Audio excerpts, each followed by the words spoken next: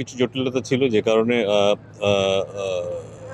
ওদেরকে দলের সাথেই ইউএইতে প্রবেশ করতে দেওয়া হয়নি এবং তারা কিছুটা সময় নিয়েছে সব দিক ভেবে চিনতে হয়তো তারা শেষ পর্যন্ত তাদেরকে অনুমতি দিয়েছে এবং থ্যাঙ্কফুলি দুজন ভেতরে ঢুকতে পেরেছে এবং এখন পুরো দল একসাথে আছে।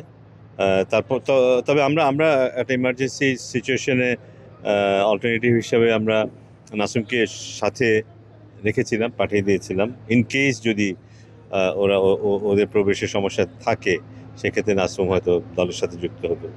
বাট এখন যেহেতু ওরা সবাই এখন দলের সাথে আছে, এখন আর সেই সমস্যাটা নেই।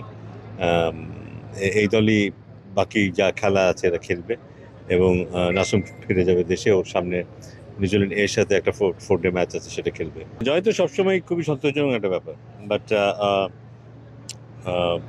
যেটা দেখার বিষয় হচ্ছে যে আরব আমিরাতের মানে ক্রিকেটের যে অবস্থান এবং আমাদের যে ক্রিকেটের অবস্থান, সেখান থেকে এটা মনে হওয়াটা খুব স্বাভাবিক যা আরব আমিরাত যথেষ্ট ভালো ফাইট করেছে এই ম্যাচটা এবং আমাদের ইন্ডিভিজুয়ালি কয়েকজনের খুব ভালো পারফরমেন্স ছিল এবং but at the same time এটা বোধহয় স্বীকার করতে হবে যে আরব আমিরাতেরও বেশ কয়েকজনের খুব ভালো পারফরমেন্স ছিল। মোটামুটি সমানই খেলা হয়েছে, বাট শেষের দিকে হয়তো আরব আমিরাত আমাদের সাথে হয়তো কুলিয়ে উঠতে পারেনি।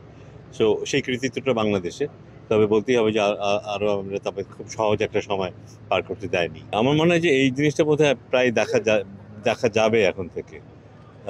আমরা সবসময় যে সেরা দলকে নিয়ে খেলবো তা নয়।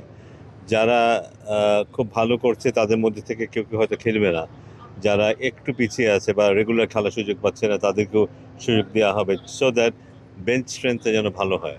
কারণ এটা তো বলে দেওয়া যায় না যারা সবসময় ভালো খেলছে তারা সবসময় খেলতেই পারবে, আর তার কোনো গ্যারান্টি নেই। কখন অসুস্থ থাকতে পারে, কখন ফর্ম খারাপ থাকতে পারে, তখন যে প্লেয়ারটা তাদেরকে রিপ্লেস করবে তারা যেন ভালো অবস্থানে থাকে, এটা ইনশিওর করা খুব জরুরি। সেই চেষ্টাটা এখন থেকে থাকবে, যেন শুধু এই 15 জনই না, এর বাইরেও হয়তো আমরা দু একজনকে মাঝে মধ্যে দেখতে পাবো দলের সাথে সংযুক্ত হতে এবং খেলতে।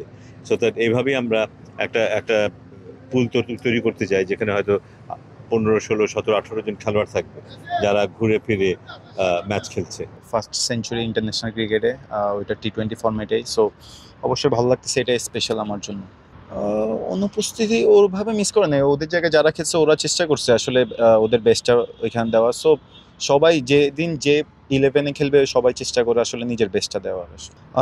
একটা ম্যাচ জিতছি, সো আরেকটা ম্যাচ আছে, সো চেষ্টা করবো ইনশাল্লাহ আমরা সবাই যদি আমাদের বেস্টটা দিই ইনশাল্লাহ সিরিজ আমাদের হবে।